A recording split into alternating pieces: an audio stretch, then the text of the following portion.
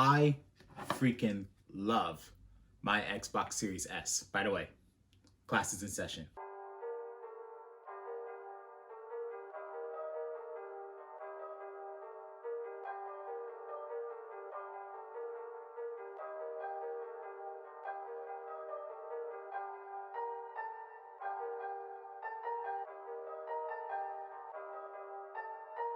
Hey, what's up guys and gals? So today I want to talk to you about how my experience so far has been with the Xbox Series S. Spoiler alert, it's amazing. I love it. So I just want to talk about some things that I really enjoy about this console. One thing that I really enjoy about this console that it is beautiful. I love this sleek design compared to like a PlayStation 4 or PlayStation 5. And I'm speaking as a Sony fanboy myself. This Xbox has a beautiful design. It's nice and sleek. It's small. I like the white color. Beautiful. It's like if I were to compare it to a PlayStation 4, PlayStation 5, it's kind of like comparing a Tesla to a Nissan Versa hatchback. And I have a Nissan Versa hatchback, so I can make that critique. One of the next things I really love about the Xbox Series S is that it's quiet. I could put it in a corner. I don't hear it, and it barely heats up. My PlayStation 4 that I have, it makes all kinds of noise. I think it's because it's kind of old now, and it can heat up quite a bit.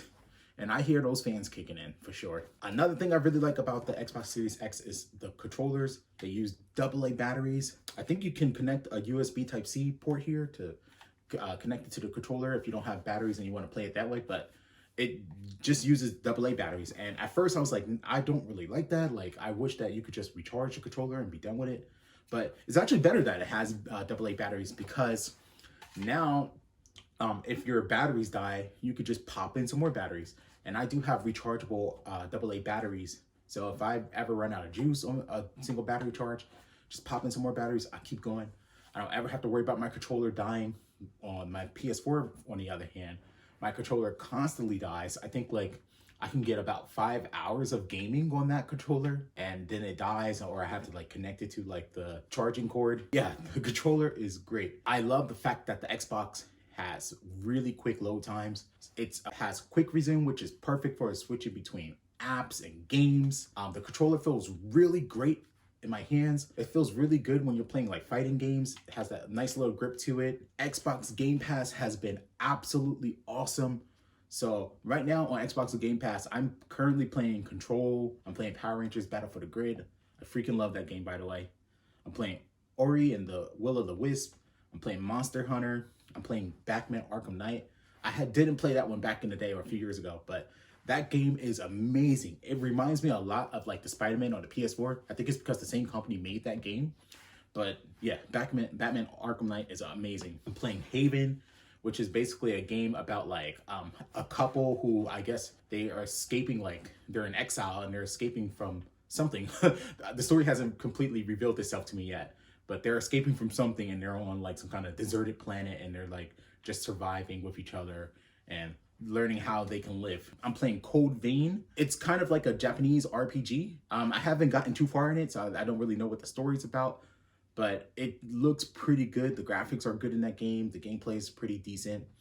I played a little bit of Double Dragon Neon. I think that was a game that came out on the 360. It's like a remake of the Double Dragon game that came out way back in the day on the Sega Genesis, I think. It's a good game, but my only problem is that it's a really hard game, so you really need someone else to like double team with you to like get through. I can't even get through the first stage. That's how hard it is. And I played a little bit of Descenders, which is kind of like a what do you call it, a BX, like extreme biking game or whatever like that. That game is okay. I do have like some kind of problems with it. Like it's just too I guess the controls are a little bit hard or whatever, but it's an okay game. One other thing that I really like about the system is that it's all digital, so I don't ever have to worry about changing disc. I don't have to worry about getting my fat butt off my seat and putting in a new disc. I don't have to worry about disc getting scratched up. Like I have some discs for like my PS4 that are scratched up in some places, and sometimes it doesn't work properly. Yeah, I just sit my butt in my seat and just switch in between apps or games seamlessly thanks to the quick resume function. I want to give a quick shout out to a viewer by the name of Slick Derelic. I'm not sure how to pronounce it. Slick Delic. He put me onto dev mode.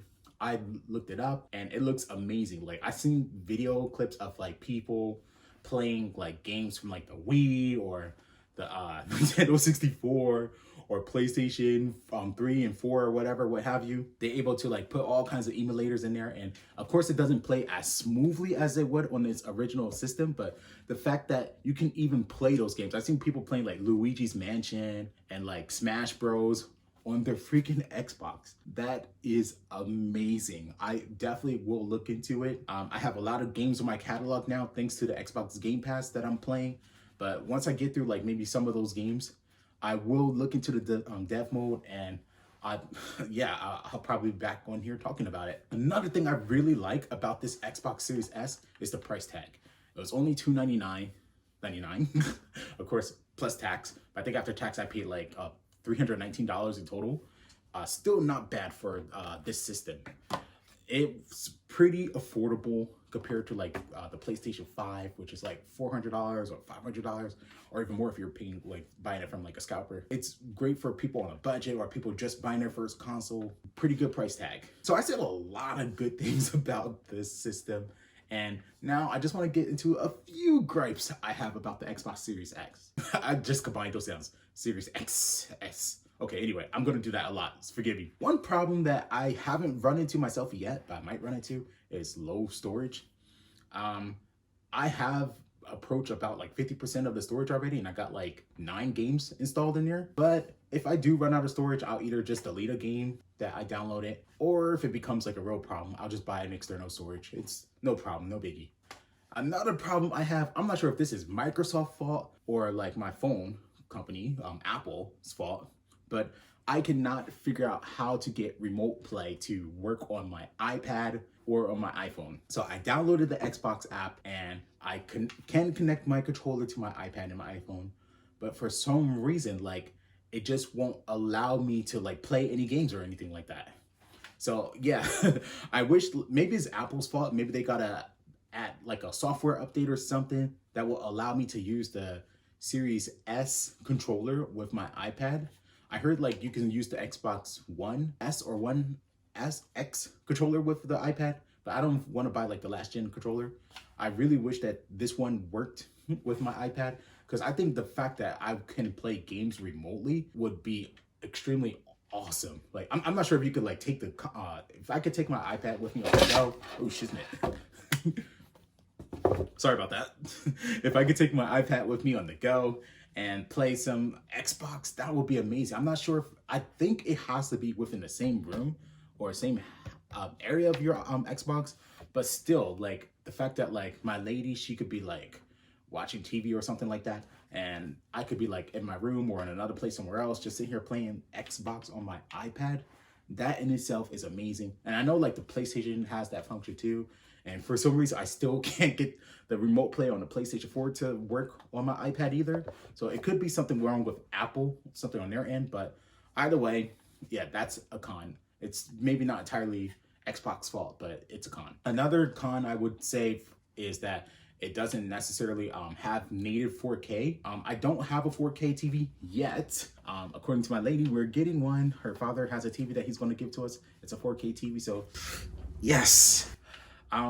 But this system is not future-proof. It does play at a resolution of 1440p with 120 hertz, which is amazing, but it doesn't have native 4K, which, I don't know, it could be a problem. It may not be a problem in the future to me. Like, I don't care so much about graphics or like the picture quality that much. As long as if the gameplay is fun and I enjoy the system, then I'm fine with it. I don't care. Like my Nintendo Switch, I have like the Nintendo Switch Lite, and I think that game system plays at 720p, and I don't care about the graphical capability. I didn't pick up the Switch Lite to play for the graphics. I picked up the Switch to play the games, to play like huge titled games on the go. Anyway, I'm rambling now. That's all I have for this video. If you like what you saw, make sure you leave a like, comment, and subscribe. I want you to tell me what kind of accessories you think I should get for my Xbox Series S. I want to get like a graphics card. I heard like the Elgato is pretty good. Give me some recommendations. What game should I play? Do you think I should get that Elite controller? But that's all I have for you. If you like what you saw, make sure again to leave a like, comment, subscribe. Stay tuned for some more videos, and I'm out. Class dismissed.